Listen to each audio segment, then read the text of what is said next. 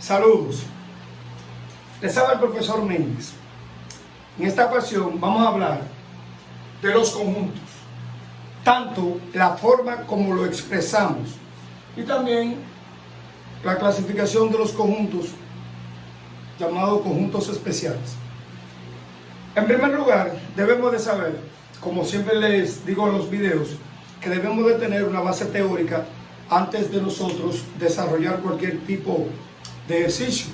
En este caso, ¿qué es un conjunto? Es una agrupación de cosas con características en común. Hay varias definiciones de conjunto. Y sin embargo, de la misma manera como hay la diversidad que hay de definiciones, también muchas de ellas son correctas. Porque lo importante es determinar qué es una agrupación.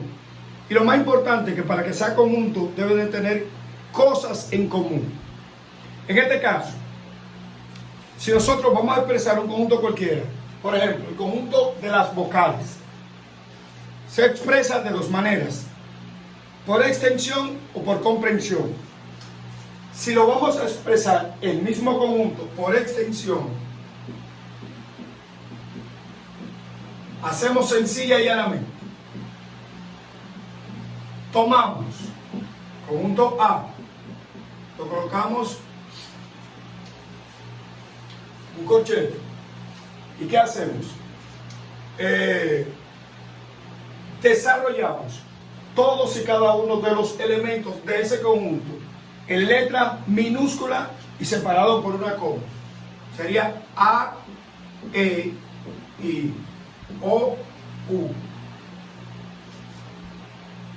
Sin embargo, ese mismo conjunto, si lo vamos a expresar por comprensión, colocamos la característica que lo distingue de los demás. ¿Cuál es la característica que distingue a este conjunto de los demás? ¿Qué es? Que sus elementos son vocales.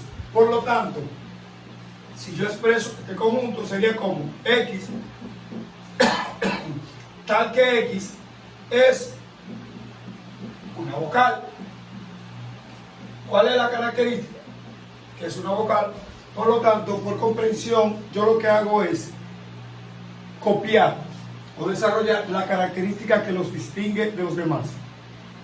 Es justo aclarar algo, que cuando yo hablo de conjuntos se expresan en letras mayúsculas y los elementos en letras minúsculas. ¿Qué significa eso? Que si yo digo A mayúscula, me estoy refiriendo al conjunto A. Sin embargo, menciono A minúscula, me estoy refiriendo al elemento A.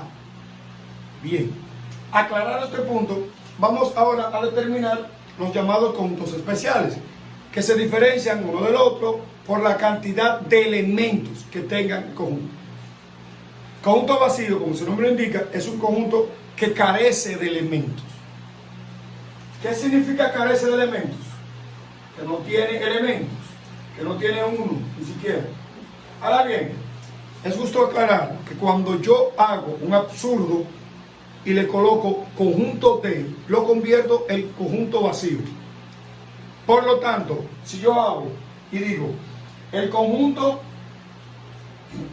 en este momento de las presidentas de República Dominicana es un conjunto vacío porque nuestro presidente actual es un varón. Por lo tanto, es un conjunto vacío, aunque yo diga el conjunto de las presidentas de RD. Ok, conjunto unitario es el conjunto, como su nombre lo indica, que tiene solamente un elemento. Un ejemplo de ello sería el conjunto de los presidentes. Aunque yo diga de los presidentes, solamente tenemos un presidente. Por lo tanto, el conjunto unitario, la cantidad la expresa, no la forma como yo expreso el conjunto, sino la cantidad de elementos que contenga dicho conjunto. Seguimos con el conjunto finito. El conjunto finito no es más que el conjunto formado por una cantidad determinada de elementos, que lo podemos enumerar, que sabemos cuántos elementos tiene. Finalmente tenemos el conjunto infinito, que no es más que el conjunto que está formado por los elementos incontables, o los elementos que no sabemos la cantidad.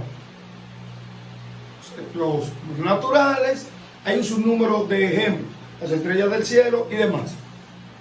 Recapitulando un poco, tenemos: conjunto no es más que una agrupación de cosas con características en común. Tenemos dos maneras de cómo expresar un conjunto: por extensión y por comprensión. Por extensión, nombramos todos y cada uno de los elementos minúscula, lo separamos por una coma. Por comprensión, decimos la característica que lo distingue de los demás, que sería como X tal que X, en este caso es una vocal. Bien, aclarado esto, entonces veremos los conjuntos especiales, que se diferencian uno de los demás por la cantidad de elementos que tengan. En este caso, el conjunto vacío carece de elementos.